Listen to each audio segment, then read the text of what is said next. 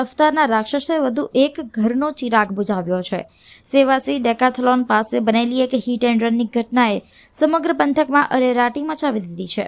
આણંદમાં વકીલાતનો અભ્યાસ કરતા 30 વર્ષીય મિતેન્દ્રસિંહ જાદવ, જેનું સપનું કદાચ અન્યાય સામે લડવાનું હતું, તે પોતે જ રસ્તા પર બેફામ દોડતી કારનો શિકાર બની ગયો।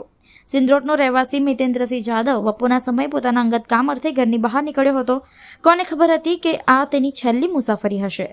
સેવાસી ડેકાથલોન પાસે એક બેકાબૂ બનેલી કારે મિતેન્દ્રને એવી જોરદાર ટક્કર મારી કે તેને સારવારનો પણ મોકો ન મળ્યો। ગોત્રી હોસ્પિટલ પહોંચતા તબીબોએ તેને મૃત જાહેર કરતા પરિવાર પર પણ જાણે આભ તૂટી પડ્યું છે, જેને લીધે સ્થાનિકો પણ રોષે ભરાયા હતા। વડોદરાના રસ્તાઓ હવે જાણે યમદૂત સમાન બની રહ્યા છે। આ અકસ્માત બાદ સ્થાનિકોમાં પણ ભારે રોષ જોવા મળી રહ્યો છે। લોકોની સ્પષ્ટ માંગણી છે કે રફતાર પર લગામ લગાવવામાં આવે, રફતારના રાક્ષસો પર કાયદાનો ગાળીઓ કસવામાં આવે। પોલીસ તપાસ અને પરિવારજનોએ પણ માંગણી કરી છે। તાલુકા પોલીસે હાલ અજાણ્યા વાહન ચાલક સામે ગુનો નોંધીને સીસીટીવી ફૂટેજના આધારે તપાસના ચક્રો પણ ગતિમાન કર્યા છે।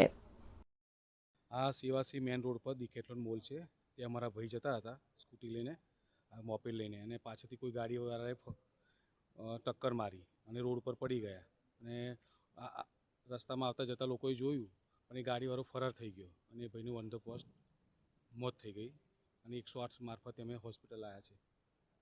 કેટલા વર્ષની ઉંમર હતી ને ભાઈ શું કરતા હતા? એ વકીલમાં સેકન્ડ યરમાં હતા, LLBમાં, અને 30મું રનિંગ હતી ઉંમર એમની, મિતેન્દ્રસિંહ જાદવ।